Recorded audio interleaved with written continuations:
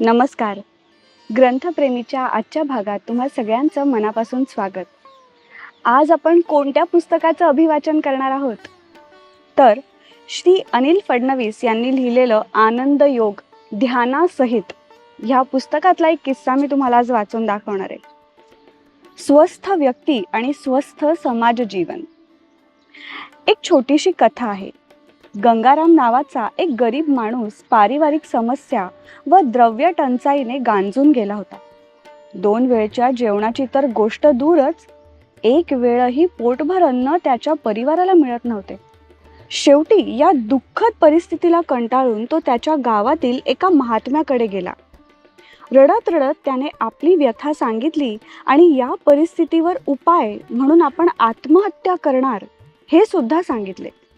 महात्म्याने थोडा विचार करून गंगारामला आपल्याजवळ बसवून घेतले.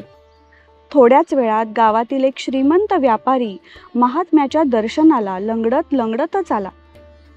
कारण नुकताच त्याने मोटर ॲक्सिडेंटमध्ये पाय गमावला होता. महात्म्याने श्रीमंत व्यापाऱ्याकडे बोटाने इशारा करीत गंगारामला एक पर्याय सुचविला. त्याने जर आपला एक पाय त्या श्रीमंत व्यापाऱ्याला दिला तर मोबदला म्हणून त्याला 1,00,000 रुपये श्रीमंत व्यापाऱ्याकडून मिळते. परंतु पाय गमावलेल्या त्या व्यापाऱ्याचे दुःख अधिक असल्याचे ऐकल्यामुळे गंगारामने हा पर्याय स्वीकारला नाही. त्यानंतर त्या महात्म्याने त्याच्या देवालयाचा विश्वस्त म्हणजेच ट्रस्टी अंधळा झाल्याची कथा सांगितली आणि त्याच्या ऑपरेशनसाठी गंगारामने 2 डोळे 2 लाखांच्या मोबदल्यात देण्यासाठी सांगितले. 2,00,000 रुपयांचा मोह गंगारामला तर झालाच, परंतु जर डोळेच नसतील तर या पैशांचा उपयोग व उपभोग आपण कसा घेणार? या विचाराने त्याने हाही पर्याय नाकारला. यावर त्या महात्म्याने त्याला समजविले की तुला पैशांची अत्यंत निकड असताना सुद्धा तू तुझा पाय किंवा डोळा द्यायला तयार झाला नाहीस. कारण मानवी शरीर हे अमूल्य आहे याची तुला खात्री आहे. तेव्हा हे भल्या माणसा, आता आत्महत्येचा विचार तू मनातून काढून टाक. आता मी तुला तन मन स्वास्थ्यासाठी काही योगिक क्रिया शिकवतो. त्याची तू दैनंदिन जीवनात साधना कर आणि देवावर विश्वास ठेवून तू भरपूर परिश्रम करून तुझे जीवन सुफल बनव. महात्म्याच्या उपदेशानुसार गंगारामने तसे आचरण केले आणि थोड्याच कालावधीत तो पर्याप्त धनाचा मालक झाला व त्याचे पारिवारिक जीवन सुफल झाले.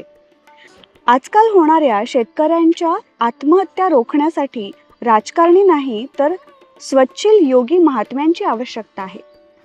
असंतोषाचा उपाय. सामाजिक असंतोष हा अनेक प्रकारे या समाजात पसरला आहे.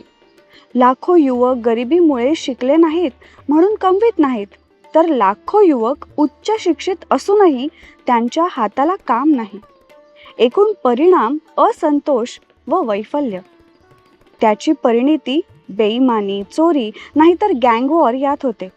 बरे, उद्योगपती, नोकरदार किंवा इतर सधन वर्ग तरी सुखी आहे का? त्याचे उत्तर नाही असेच येईल. कारण टेन्शनमुळे अनेक रोग उद्भवतात, जसे रक्तदाब, मधुमेह किंवा हृदयविकार यांसारख्या भयंकर रोगांनी अनेक जण त्रस्त आहेत.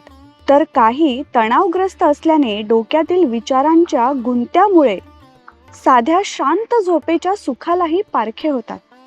या सर्व समस्यांचे उत्तर योगिक जीवन स्वीकारण्यात आहे. केवळ ब्रह्मचारी, संन्यासी लोक यांच्यासाठीच योगिक जीवन पद्धती आहे हा भ्रम आपण आपल्या मनातून काढला पाहिजे. आज सिनेनट नट्यांपासून ते जागतिक सौंदर्य स्पर्धेत भाग घेणाऱ्या सुंदर स्त्रिया सुद्धा योग शिकतात आणि आपल्या आवडीच्या करिअर क्षेत्रात सर्वोच्च स्थान प्राप्त करून घेतात. विदेशात सुद्धा योगाचा प्रचार आणि प्रसार अतिशय जोरात सुरू आहे. दिनांक 20 ऑक्टोबर 2002च्या टाइम्स ऑफ इंडिया वृत्तपत्रात या संबंधी एक लेख प्रकाशित झाला आहे.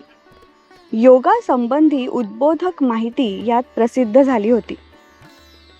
आज अमेरिकेतील हेल्थ क्लबमध्ये 75% क्लब योग क्लासेस चालवतात.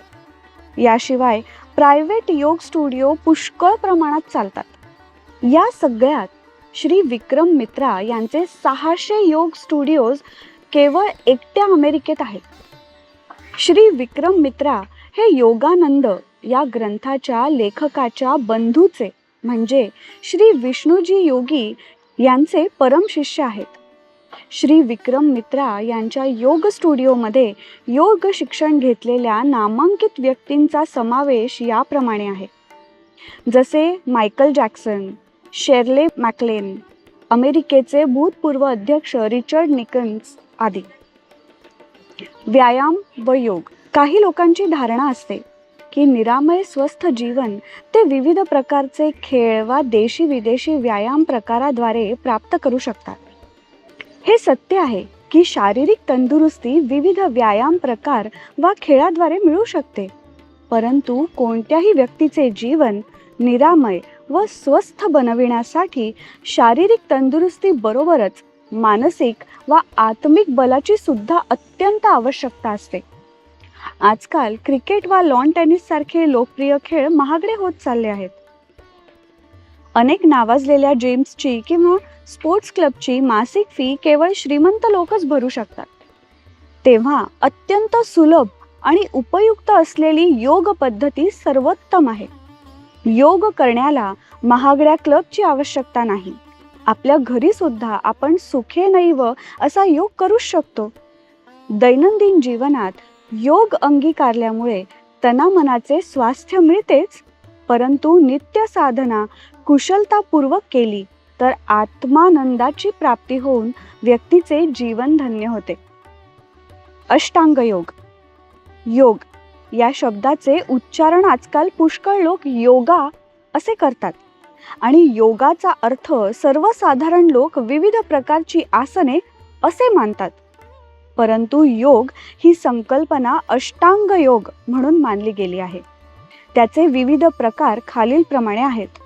यम, नियम, आसन, प्राणायाम, प्रत्याहार, धारणा, ध्यान आणि समाधी. प्रकार 1 ते 4 म्हणजे यम, नियम, आसन आणि प्राणायाम हा बाह्यांग योग म्हणून ओळखला जातो आणि प्रत्याहार, धारणा, ध्यान आणि समाधी हा अंतरंग योग म्हणून समजला जातो.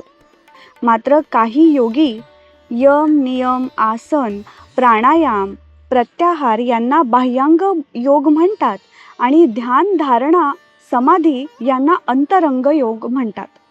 व्यावहारिक आणि गृहस्थी जीवन जगणाऱ्यांना बाह्यांग योग साधना पर्याप्त आहे, तर आध्यात्मिक व्यक्तींना बाह्यांग आणि अंतरंग योग साधना आवश्यक आहे. यम उपांगाची परिभाषा अहिंसा, सत्य, अस्तेय, ब्रह्मचार्य, परिग्रहायामः अशी केलेली आहे. अहिंसा याचा अर्थ कोणत्याही प्राणी मात्राला वचन, कर्माद्वारे कष्ट न देणे असा अभिप्रेत आहे. सत्य बोलणे आवश्यक तर आहेच, परंतु ते कटू वचन होऊ नये याची काळजी घेणे आवश्यक आहे. अस्तेय म्हणजे चोरी न करणे होय. तसेच ब्रह्मचर्य या शब्दाचा रूढ अर्थ लैंगिक जीवनाचा अभाव असा न करता संयमित गृहस्थी जीवन असा घ्यावा. अपरिग्रह वृत्ती. अपरिग्रह वृत्ती म्हणजे वस्तूंचा अपरिमित संग्रह न करणे. व्यक्तीने यम या उपांगाचे पालन केले तर व्यक्तिगत फायद्याबरोबरच सामाजिक जीवनात उत्तम बदल आपोआप येतात.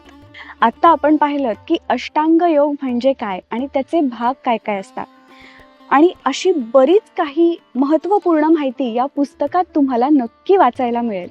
तेव्हा खाली दिसत असलेल्या लिंकवर क्लिक करा आणि हे पुस्तक विकत घ्या.